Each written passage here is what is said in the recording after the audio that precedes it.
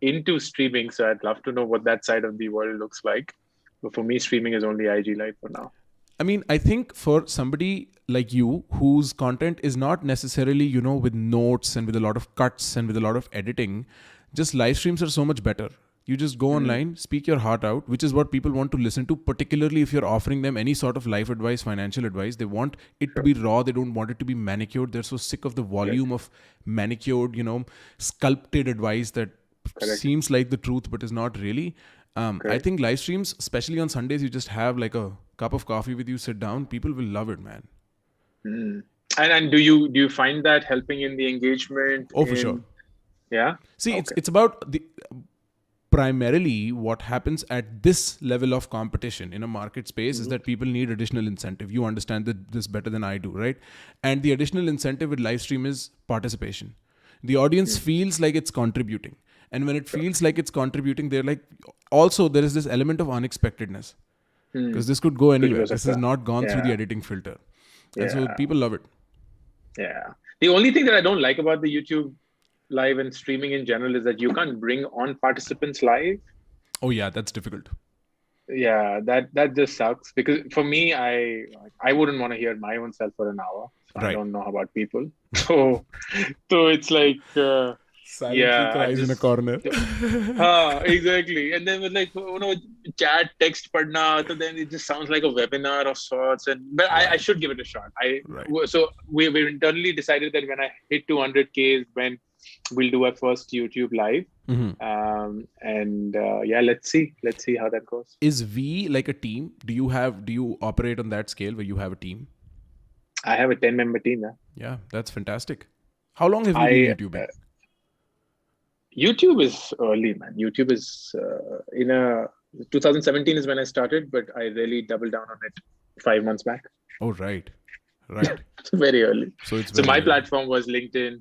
My platform for the longest time was just LinkedIn. So that's where I have about 1 million subs. But everything else is fairly recent. In the last 3 to 4 years itself.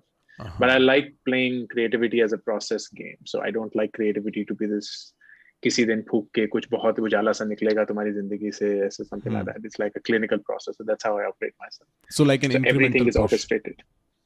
So every day is like clinically. Every day content needs to ship out on all platforms in whatever manners it is, and appeal to the TG on that platform in context, in spirit, in even visuals. And that's what the team helps me do. So I am the content creator, and I am the one who just gets everything. And after that, they just take over and then just cut, and ship it out. I have an insane amount of questions already.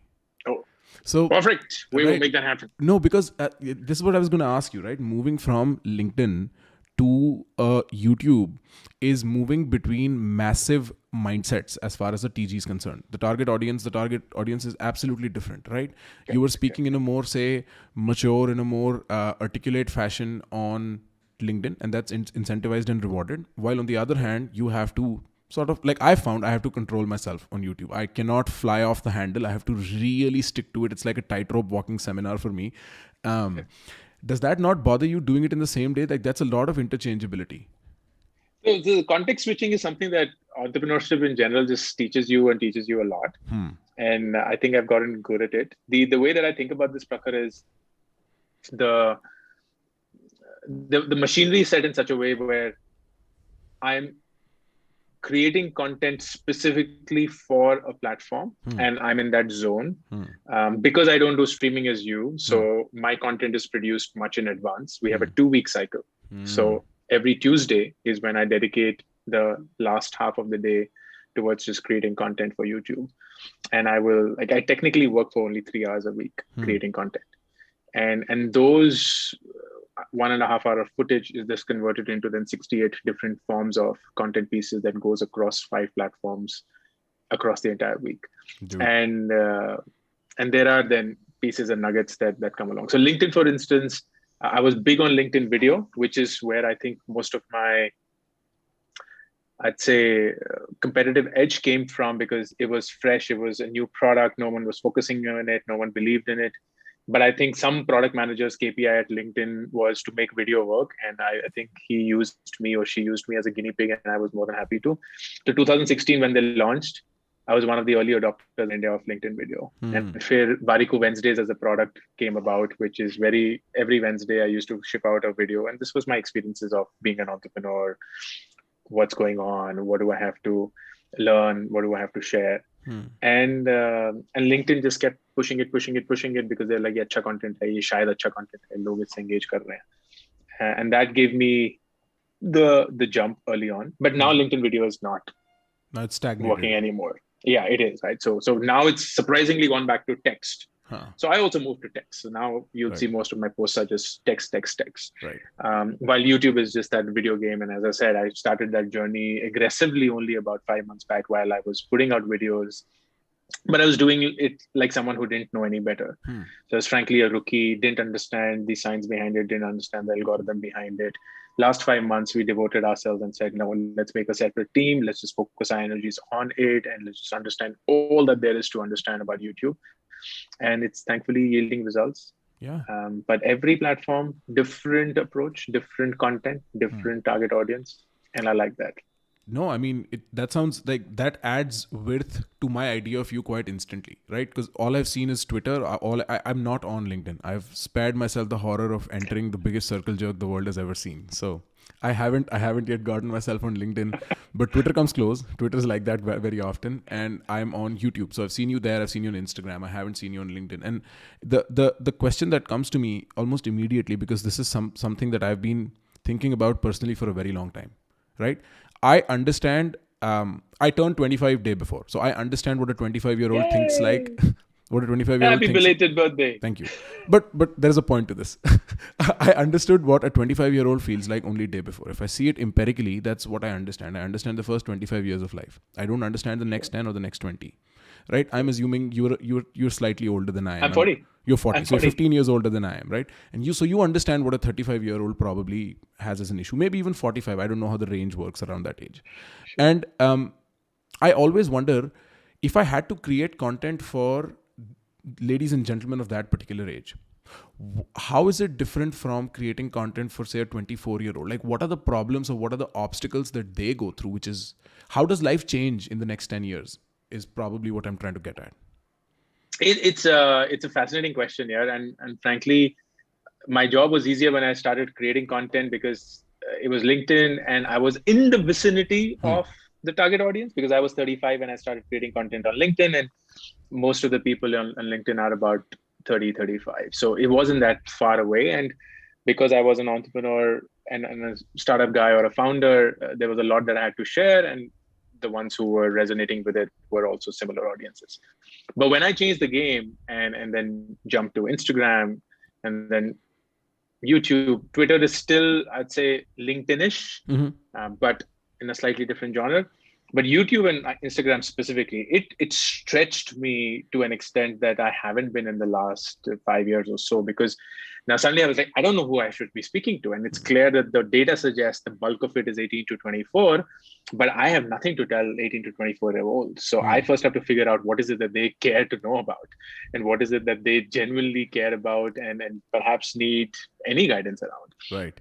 And so I had to first create a persona of who am I and in what capacity can I help? So do I be the aggressive guy who is saying, yeah, karo, like Gary Vee, just do this shit and just figure it? Or do I want to be the condescending guy who's just bringing people down and making fun of them? Or do I want to be the entertainer who's like, hey, my life is so cool, but I'm like a failure? Or do I want to be a teacher or a guide telling them, yeah, here are the things that I did, here are the places where I fucked up, and this is what you can learn. Right. And I figured that the role that I want to play is definitely of the instructor, the teacher, the guide, because that's something that I like playing and I feel that I can add value. But I didn't know what to instruct. I didn't know what to guide on. I didn't know what are the lessons that people care to know about. So I had to just go deep into that and spend a lot of time just interacting with people. So my Instagram DMs, there was a time when I was reading all of them, responding to them, asking them questions. Kya chal raha hai zindagi mein? What are the things that you care about? Kaun si mushkilein hain zindagi mein? And everything boiled down to the same things. So I figured that things weren't very different from when I was in my 20s. the complexity and the nature of problems had changed, but the problem per se had remained the same. So it was still about, don't know how to manage my parents, don't know how to manage my career, don't know how to manage my money. And these three things were the same at my end as well. But the nature and the complexity, as I said, had completely altered, just absolutely fundamentally shifted. So I had to speak to them in a way that I did not know. And I think I prepared for that. And that helped me a lot. Today, I would argue that by design, I don't spend a lot of time in the cocoon or the ecosystem I used to belong to 5 years back. Like I hardly interact with founders and startup guys. I hardly read their news. I'm just in touch with a few that I admire and respect, but that's pretty much it. I'm spending 70% of my time with 18 to 24-year-olds who are just mesmerizing me with what they're going through. Right. And I'm just trying to see if I can in any way help. Right. It would appear that we are probably on the opposite shores of the same river where like I said, I understand what a 25-year-old is going through. I can tell you, you're right. It's how do I manage my relationships primarily? Because with parents, how do I tell them I want to do X when they want me to do Y? Right? It's either girlfriend, boyfriend stuff that at least comes up to me. I don't know if it comes up to you. Then there is, how do I make money? Because I want to be financially independent and secure going into the future, right? There is uncertainty that comes with money like no other place. And then finally, how do I manage my career? How do I look at the next 30, 40 years of doing things, right? And that's the set of questions. Is it the same kind of sort of with a slight variation for somebody between 35 and 40, or do the nature of the questions change? Does the girlfriend, boyfriend, father, mother become child, children, son, daughter, and wife, husband? Or like, how does it work?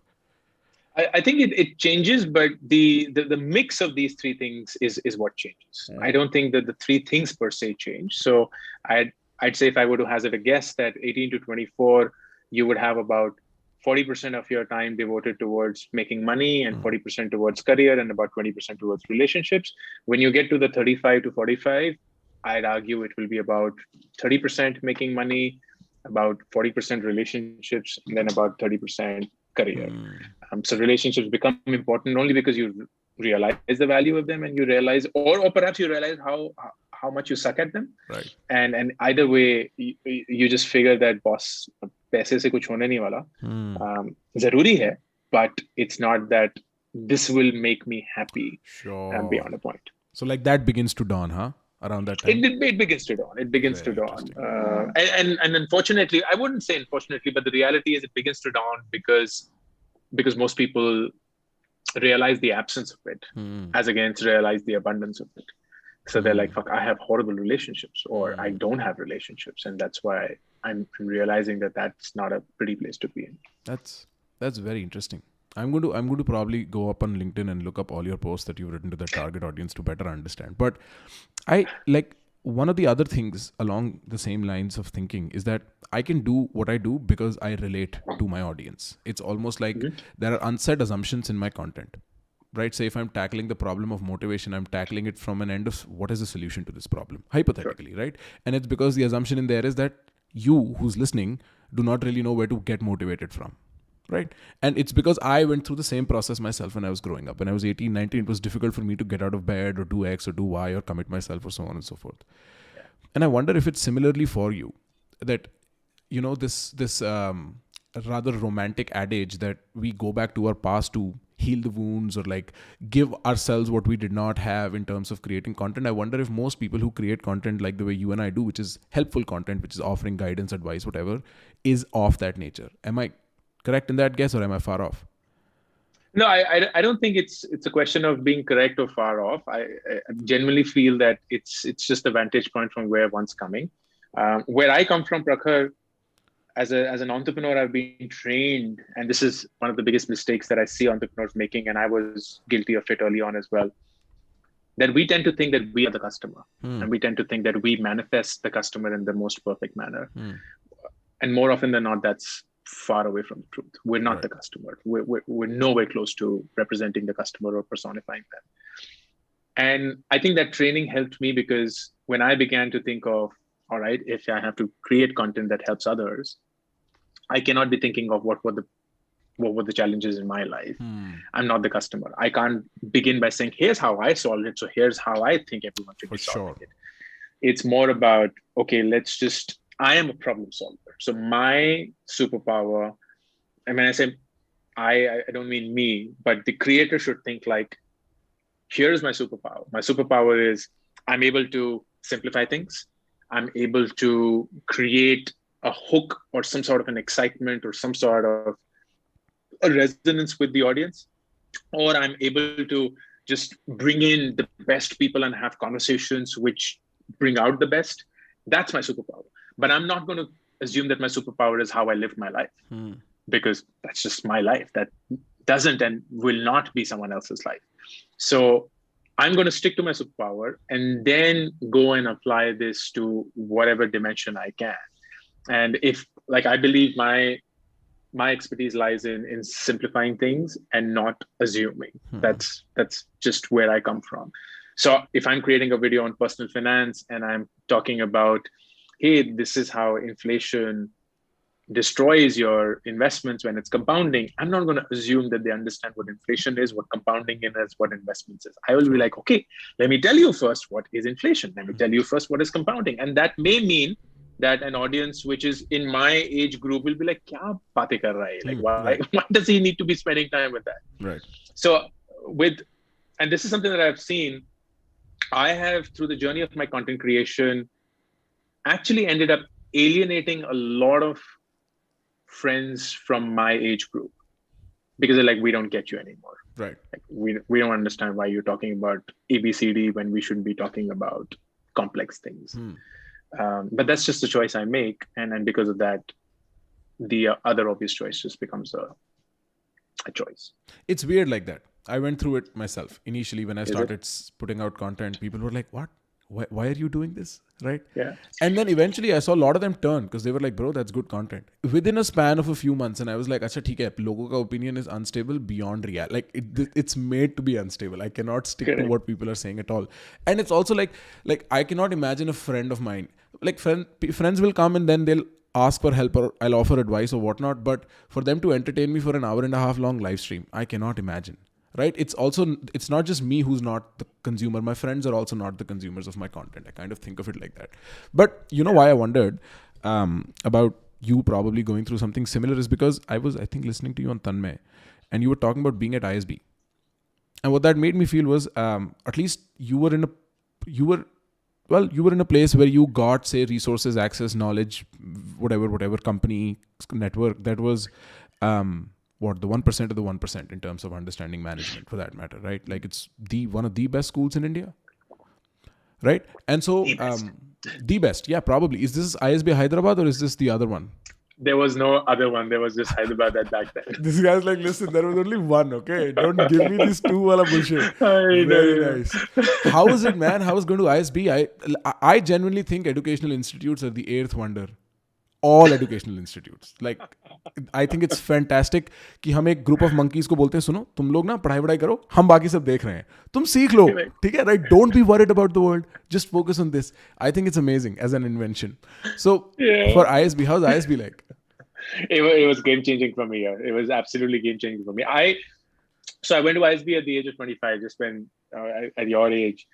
But my journey was very different, because at the age of 24, I'd come out of this horrible relationship with what I thought I would be doing in life. I was in the US doing my PhD, and that's all that I wanted to do for the longest time that I know myself. What PhD was this? What is it in? In physics. Oh, nice. Yeah, I was training to be an astrophysicist and actually joined NASA. Oh, very cool. And everything that I was doing in life was just centered around that. But when I landed up in the US, I spent 2 years there. I realized it wasn't for me. I had changed, and my understanding of what I was meant to do for the rest of my life had also become better.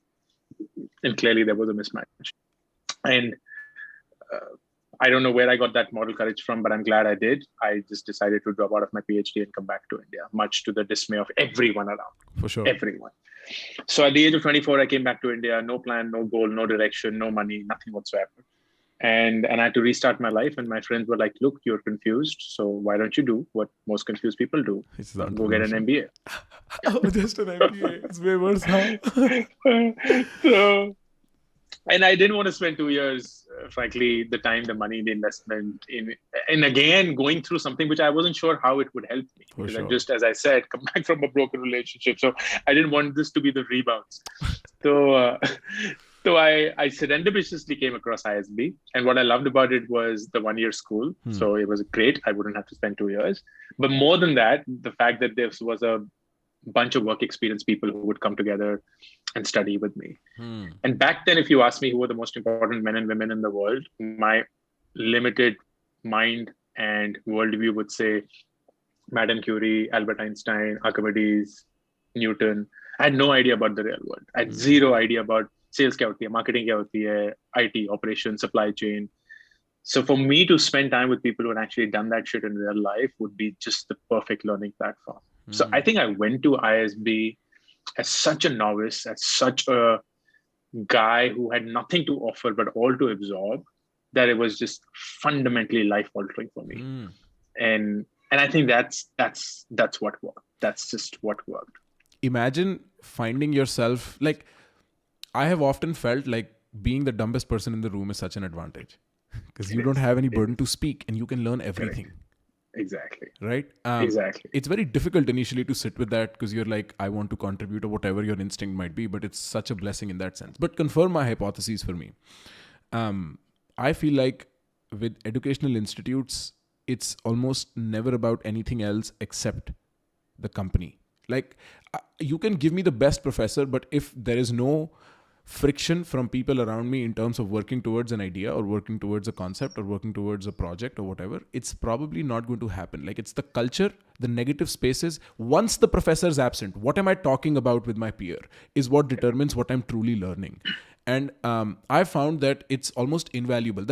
I dropped out of school. I paused rather my college instantly after COVID was announced. I was like, I'm not going to go to school now. I'm not going to do it over Zoom. I have to be around those people to actually feel the heat. Is that true? Do you feel similarly? 100%. 100%. One of my favorite interview questions, Prakhar, is, do you think that the course is more important or the institute? And invariably, almost everyone says the course is more important, and like you will only realize after 10 years that it's not. It's the institute that is important, because I would much rather do the shittiest course from the best college than do the best course from the shittiest college. Everything is determined by the company, and you so rightly pointed that out. I went to North Campus, Hindu college, and just the fact that I was surrounded by colleges and all of those had in some way gotten far ahead in life, at least academically, at least on paper. Kuch to mag ke unhone CBSE mein crack machaya tha. But at least the conversations were somewhat superior to what it would have been if I, say, went to a private college and even if it was an engineering degree and so on. And that was the same with ISV. That was the same with the company that I joined thereafter. It's such a fundamental attribute that most people miss out on. And it's not just school or college. It is generally life. Like when people say that you are the outcome of the 5 people you spend the most time with, that's not just some random motivational garbage. It actually is true. It is true. Right. Because I've created this circle, and the circle is, I think of life either in 2x2 matrices or in a flywheel. And everything that I think in life has to fit into these two. Otherwise, there's something wrong. And the flywheel that I think of in life is that the people that you spend time with are the stories that you hear. The stories that you hear are the thoughts that you have. The thoughts that you have are the actions that you take. And the actions that you take are the people that you spend time with. And that is at least life's flywheel for me. Sure. Which means this is a circle that you can't break. So if you're still hanging out with your school friends, and nothing wrong with that, but if you still are, you still are. Right. And that's a very important recognition to have, that you are still, exactly, right. It has, which we don't think of, because we're like, oh, nahi, dost to hote hain, har ek dost zaruri hota hai. But no, that's at least not true.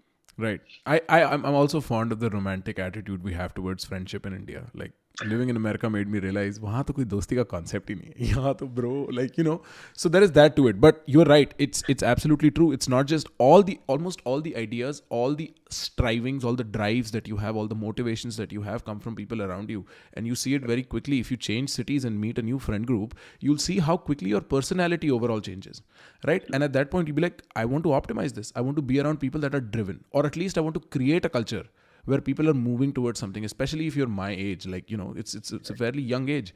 But settle this for me, since you've been to Delhi University, you've been to ISB, you've been to an unnamed American university. I don't know which one that is. And Michigan State. Michigan State's great, no?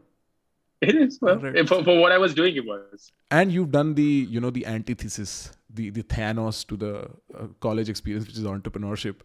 There is this constant debate, right? It's been going on for 20 years now. I know Peter Thiel's on the other side. I know James Altucher is on the other side. I know in India, even Elon Musk is on the other side. In India, Varun Maya was taking the flag of it right? That colleges are almost becoming redundant, particularly management colleges. Instead, do entrepreneurship.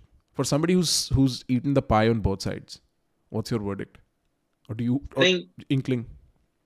I'd agree with them. I 100% agree with them.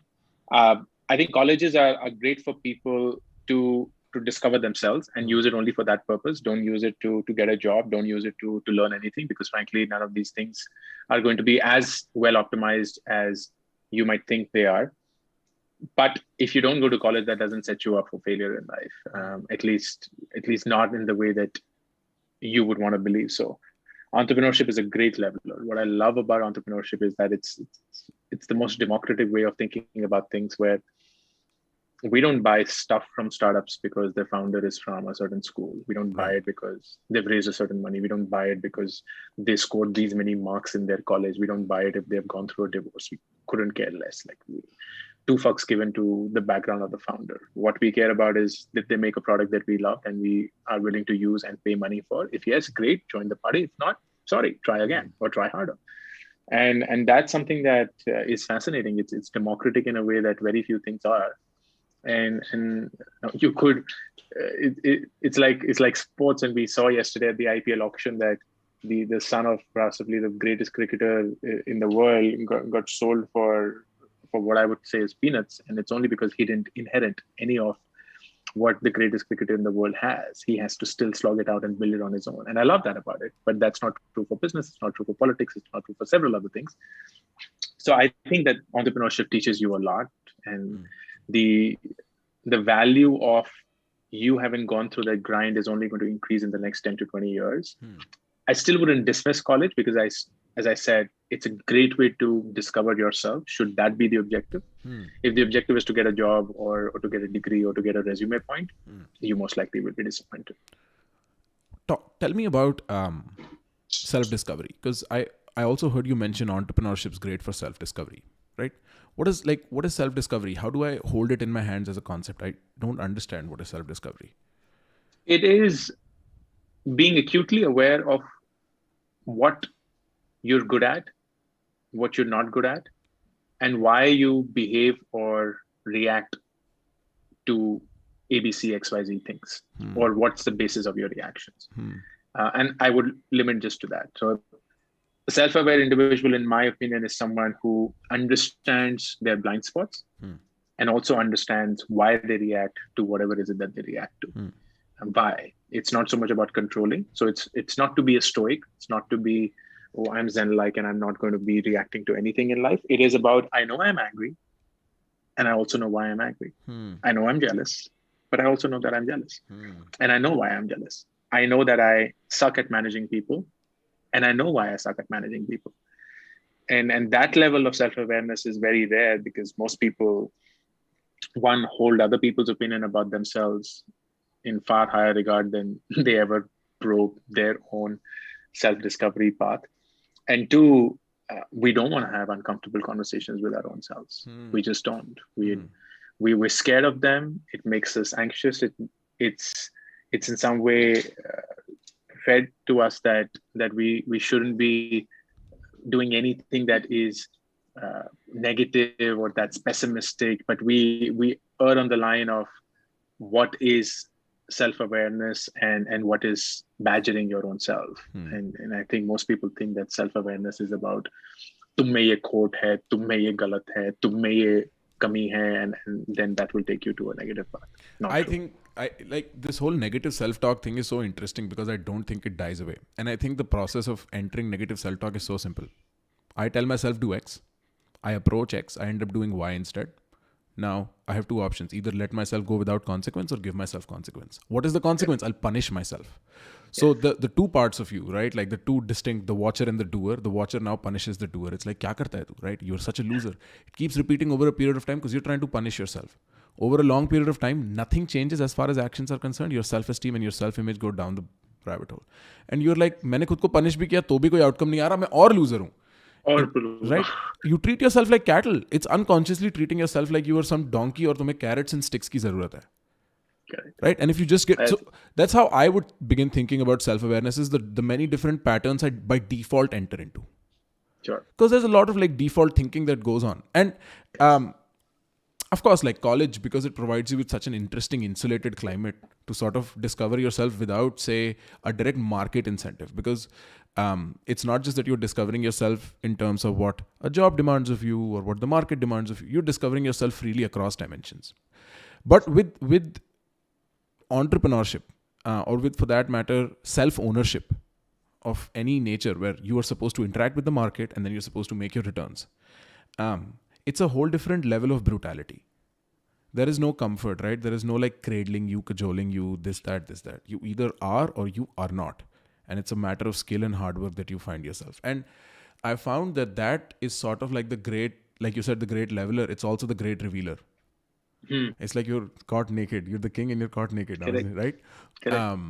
And I don't know. When I come to think of it, I cannot discount the value of either. They both belong in places. They both particularly, like you said, right? If you get into a great college, there is no way you should not go ahead and do that.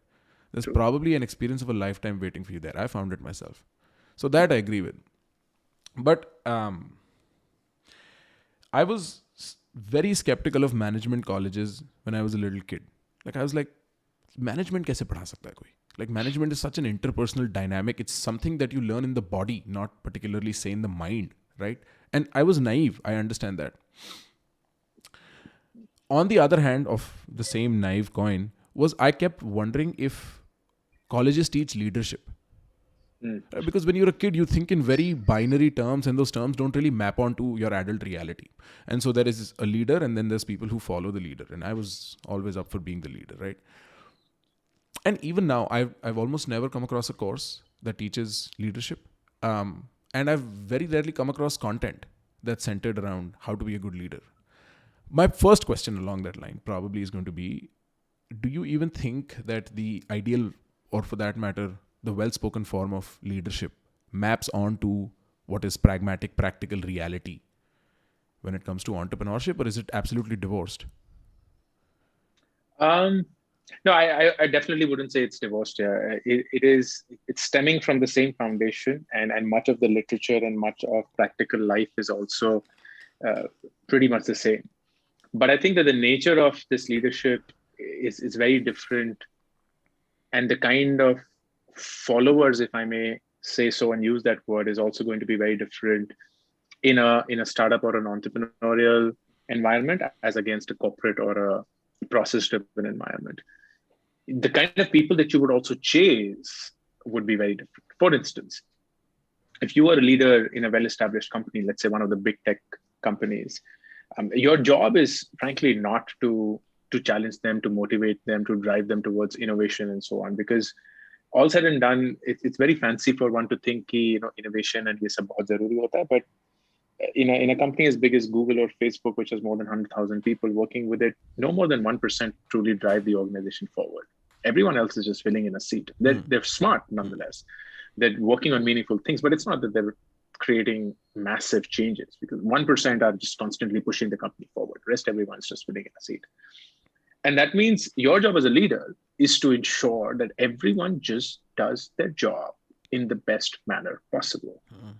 Almost to the extent that you want them to be feeling stable, secure, comforted, and making sure that everything that they need to get the job done is well understood. And there's also immense clarity in their head of what is it that they need to do so that they do it well. But when you move to an uncertain environment such as a startup, you possibly would be the worst leader if this is how you lead, or that's your definition of leadership. Because what you want is, we're all going to embark on this journey and we have no idea where it's going to end up. But the only reason why we will hopefully end up in a better spot is that we don't give up. And that means, by definition, we don't know what is the playbook.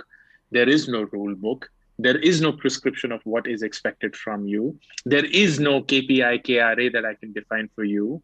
And you still have to show up every single day, even when things are tough. So my job as a leader is to constantly keep reminding you of why we are in it, why this is meaningful and purposeful for each one of us, including you, me, and everyone else around it. And that's a very different kind of leadership.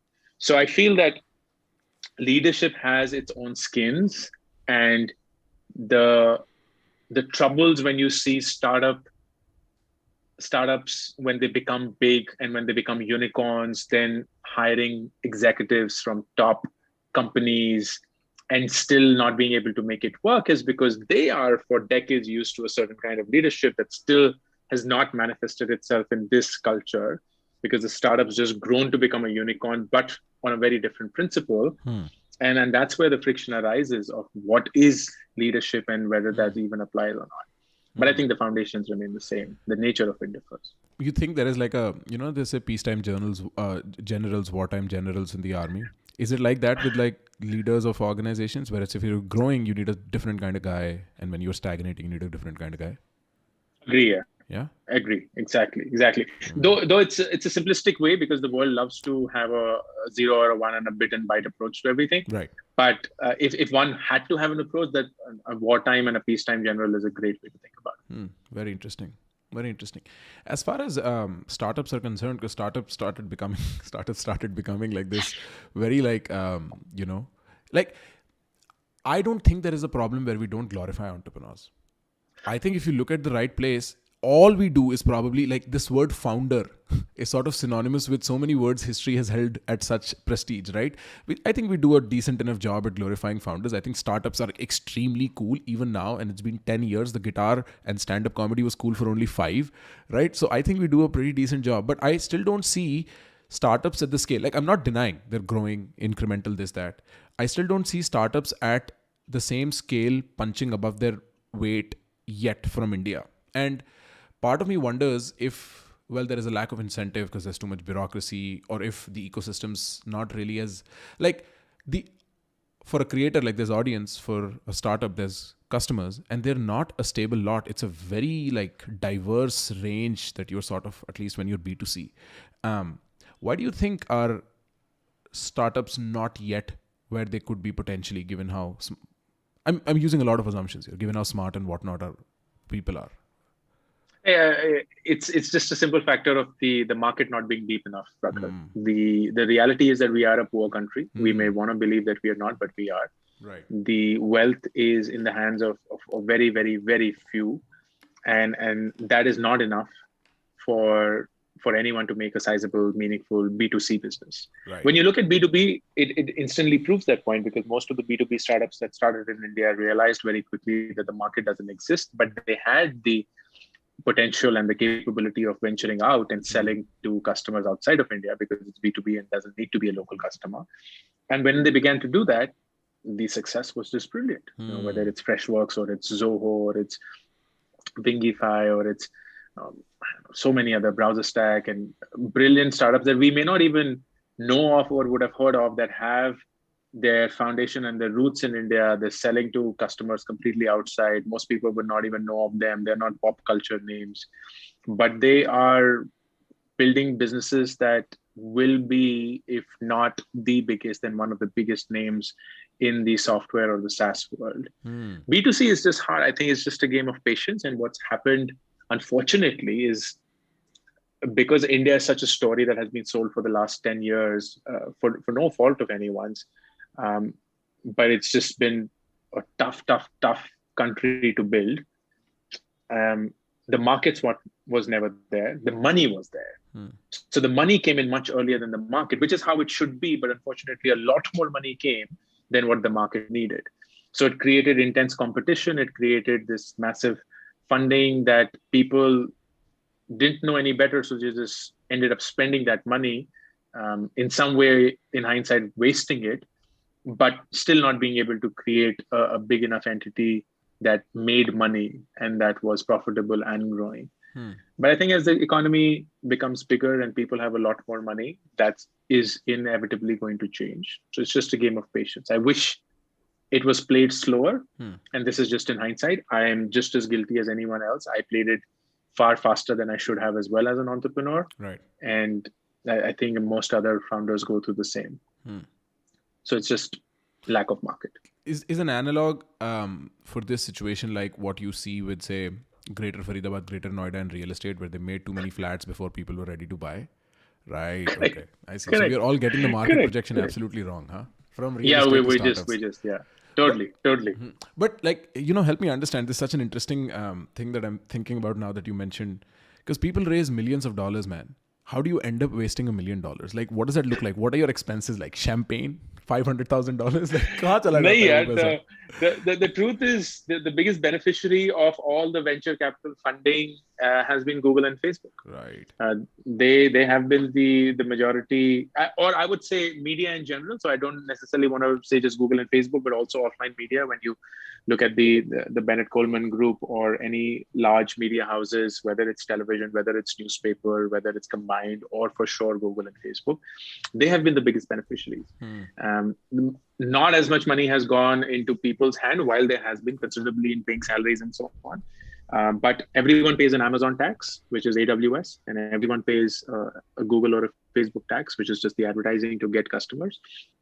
And that's where 60-70% of all the funding goes to. It's kind of unique, huh? It's like, it is fascinating when you think about this. Like it's almost, exactly. Think about it this way. What if, and I'm just thinking, what if Google and Facebook actually got together one day and said, you know what, we're sitting on fuckloads of cash. And we don't really know what's the best return on this because most of the products that we've built haven't really worked. So why don't we actually go about funding the best venture capitals in the world?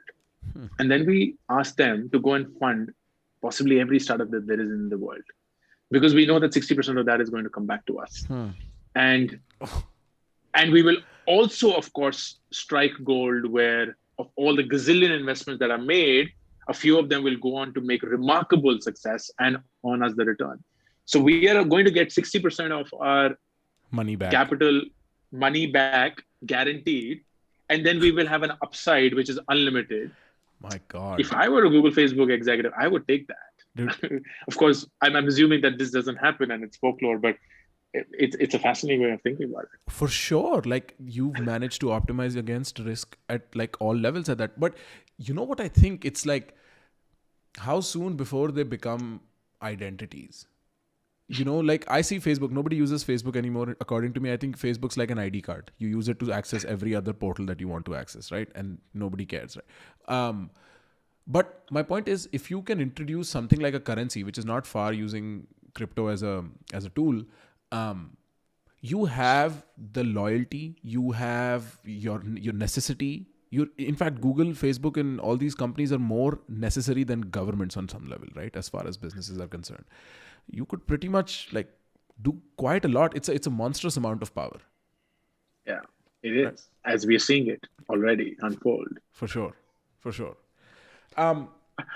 In your experience as an entrepreneur,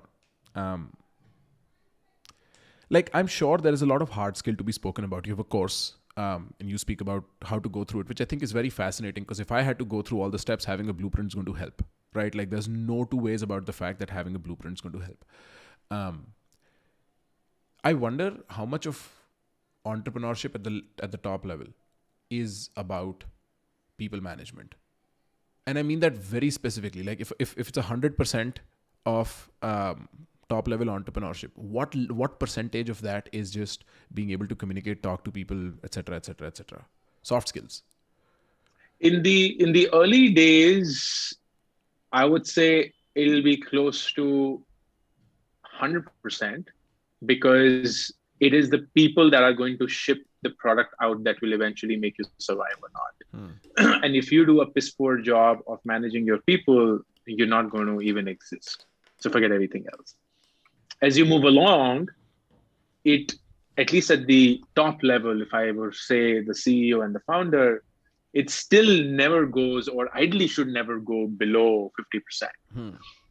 But it does go to that level because other things then take over, and you have to think about market, you have to think about investors, you have to think about relationships, customers, so on. But I'd say it starts with 100% early on, goes ideally should not go below 50%, and that's where it stays.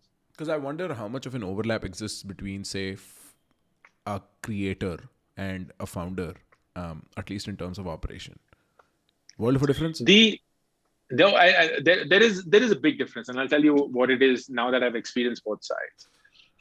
The creator, by definition, is the creator, which means they have far more jurisdiction and control over the product than anything else.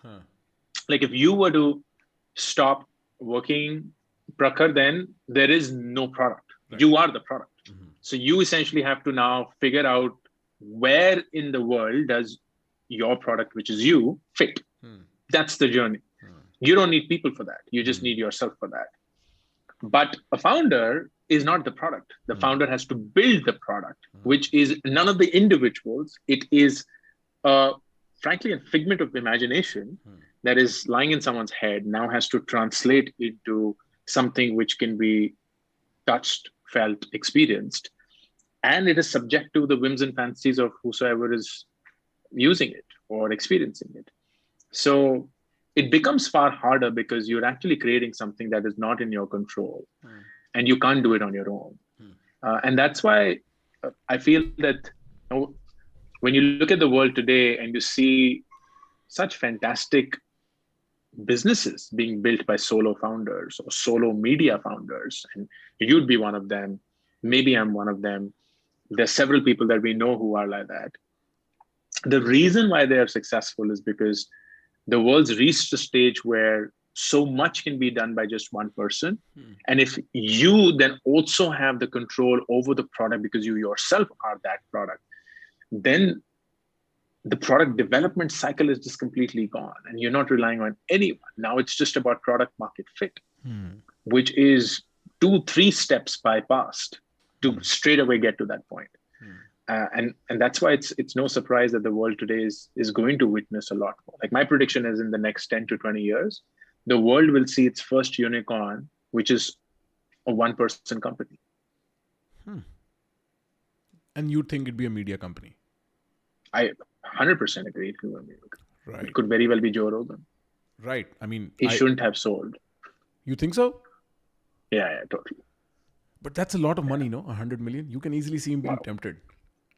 Yeah, well, yeah, absolutely. Yeah, but the thing is, it's like saying, of course, Instagram selling for $1 billion is a lot of money. But the fact is that Instagram today is perhaps $100 billion.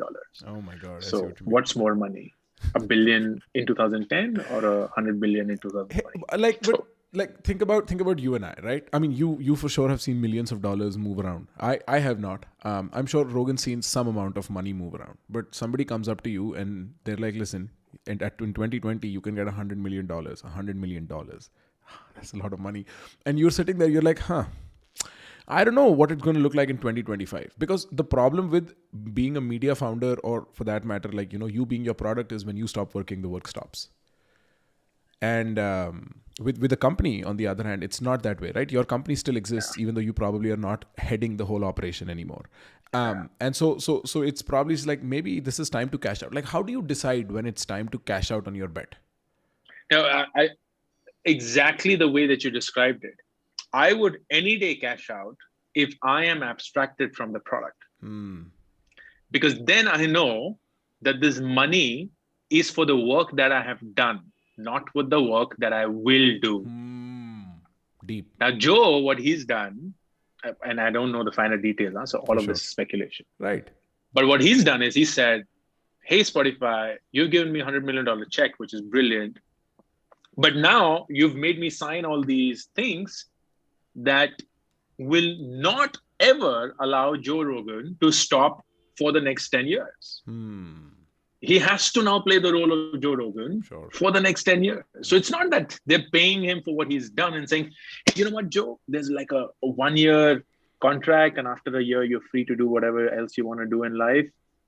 Thank you so much for building this product. It's like, thank you for working so hard to get to this point. Now for the next 10 years, we're going to milk the shit out of you. And here's $100 million advance for that. So why would I do that? Because now I'm just giving away my freedom, whatever is it that I could have done, and so on. And I'm certain, as you said, he was generating an income stream which was more than enough. He gets this $100 million, but it's not that he can take the $100 million and tell Spotify, to walk off. I'm feeling bored of doing this now. I don't want to do this anymore. Like, no more podcasts, please. I'm so done with them. He can't do that. I feel like, particularly in my case, probably I'm the kind of individual. I desire my creative freedom over everything else. Like, nobody tells me in terms of if I have to, this is what you want to ask us in a podcast, or this is what you want to say in a speech when you're doing it with us. I'm like, absolutely not, right? My ability to say no is my biggest strength, my biggest asset. At least that's what I try to cultivate. A life where I can say no without feeling bad about it or without being shackled about it. And I'm sure you felt sort of a similar transition, because after a certain while, when the product's abstracted away from you, you came to a place where saying no was easier. You moved, and then you later moved on from being an entrepreneur to being a creator. At 35, you became a creator, right? I became a creator at 35, but I stepped down from my startup at 39. At 39. So you were playing parallel roles for a while. Yeah, exactly. What do you prefer? You prefer creator or you prefer entrepreneur? Or like product entrepreneur? No, definitely the creator. Yeah, the creator, because of the same things that you just stated. There is a lot more control, a lot more clarity, a lot more alignment in what I do to who I am as a person. Product building and startups was fascinating. I would do it all over again if I had to. But what I didn't enjoy, and this was just my doing, it wasn't something that was imposed on me. What I didn't enjoy was the entire fundraising process. What I didn't enjoy was the entire go out and create more and more valuation for the company, because that's the only thing that works. I wish that I had the foresight to see through all of that when it was happening, and be a lot wiser about the decisions that I made, particularly about how fast we should be growing and why. I would have loved to build this slow, because that's who I inherently am. I'm a very, very patient person. So I was doing something which was not like, I was playing a game where the rules were not set by me. That meant I was meant to lose. Right. There is an implicit arm twisting that the ecosystem creates, right? Like where you have to play by its unsaid rules otherwise, right? And it's even to the world, if it might not be unfree, to the soul and to the soul of a creative person, it's absolutely unfree, and it just doesn't sit well, you know. It's funny, like how many years since that particular incident happened, and you reflect on it with such emotion still, that must mean that it was valuable, it was insightful, and that taught you for the rest of however many years of your life. And frankly, I did not even get to dig deep today. We are 55 minutes and we have 5 more minutes. I did not even get to dig deep today because there's so many questions I still have, and I've thoroughly enjoyed. I don't know if you noticed, I was in my question game. Like I was all like, give me information. I want to know. I want to learn. There's so much to do that. But thank you so much, Ankur, for doing this. Do you have any questions for me? I'd love to know what drives you to create content. Yeah, what do you think is your motivation? Why do you do what you do? Because that's my question that I ask everyone. Dude, I fell in love with university 4 months into being. So I was studying to be a CA, right? Hated it.